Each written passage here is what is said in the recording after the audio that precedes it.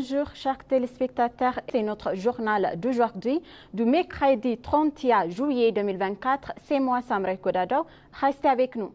Le Premier ministre Abiy Ahmed a révélé que la rénovation de Fassil Gibi dans la ville de Gondar est en progrès. Par ailleurs, Fassil retrouva sa gloire d'antan, a promis le Premier ministre dans un message sur les réseaux sociaux. Fondée au XVIIe siècle par l'impérial Fassilades, la ville forteresse de Fassil Gibi était la résidence de l'impérial Fassilades et de ses successeurs. La ville entrait près des palais, des églises, des monastères et des bâtiments publics et privés uniques. Le site a été inscrit au patrimoine mondial de l'UNESCO en 1979. Gibi est un mot amharique qui désigne un complexe ou une enceinte.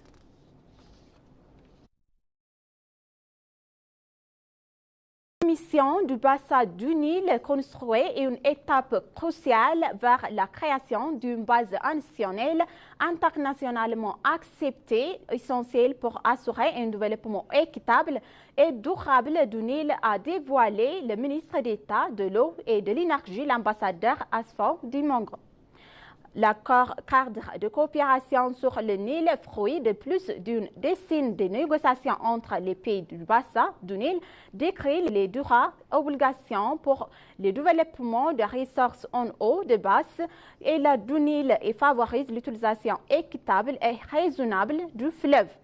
Le ministre d'État de l'eau et de l'énergie, l'ambassadeur Asfaw, qui a également servi de négociateur pour l'Éthiopie au cours des dernières années, il a souligné le rôle du premier plan de l'Éthiopie dans la défense d'une utilisation équitable et raisonnable de l'eau du Nil.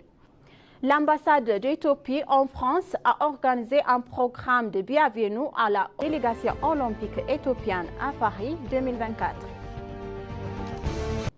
La ministre d'État des Affaires étrangères et l'ambassadeur Burtukan Ayano, le président du comité olympique éthiopien Ashebel Wolde Giorgis, la présidente de la Fédération éthiopienne d'athlétisme de la Toulouse ainsi que d'autres invités ont assisté à l'événement.